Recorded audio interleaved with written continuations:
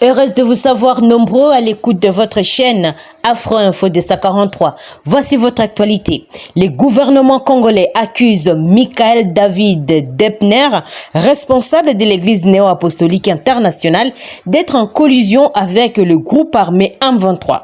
La direction générale des migrations lui interdit donc l'entrée sur les territoires congolais et demande son refoulement immédiat s'il est trouvé dans les frontières du pays.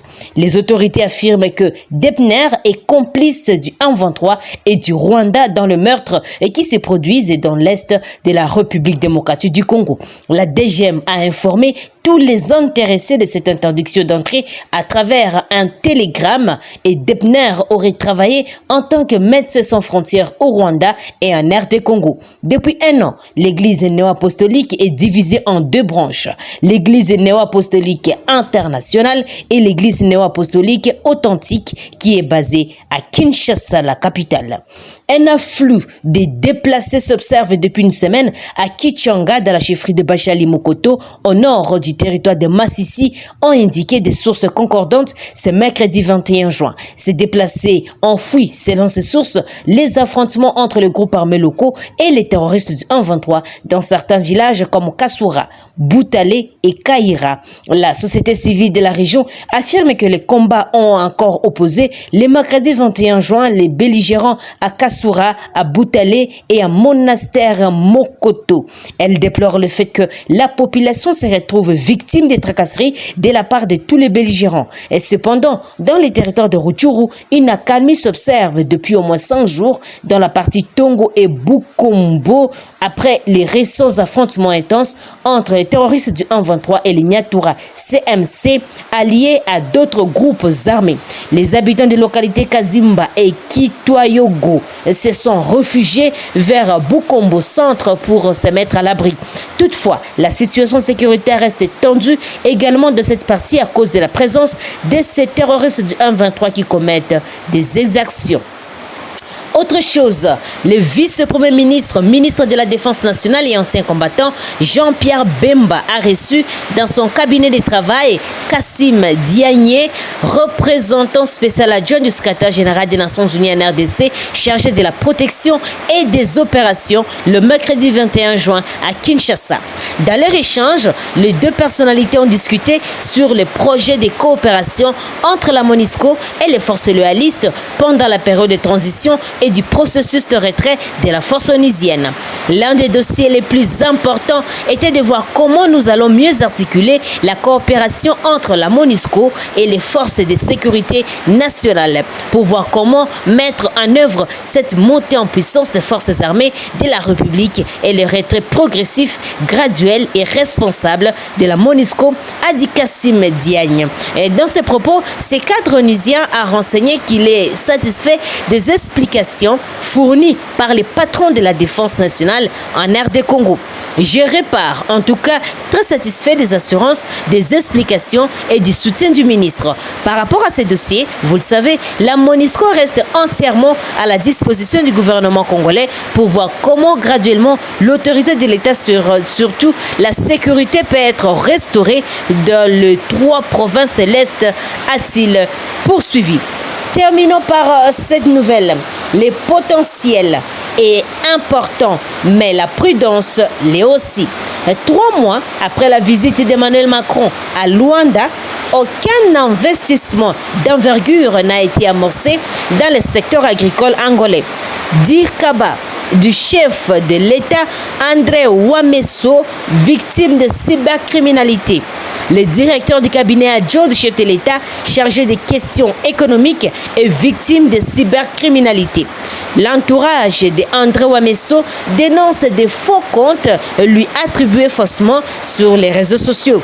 Et ces comptes qui existent notamment sur Facebook, sur Twitter, sur LinkedIn sont en réalité gérés par des escrocs qui utilise abusivement le nom du Dirkaba du président de la République pour anarquer ses citoyens. Et les proches d'André Ouamesso appellent à la prudence et à la vigilance pour ne pas tomber dans les filets de ces arnaqueurs.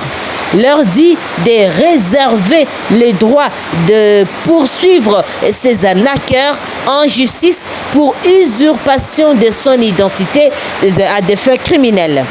Le lieutenant-général Constant Dima, gouverneur militaire du Nord Kivu, est à Béni depuis l'avant-midi de ce jeudi pour une mission de travail.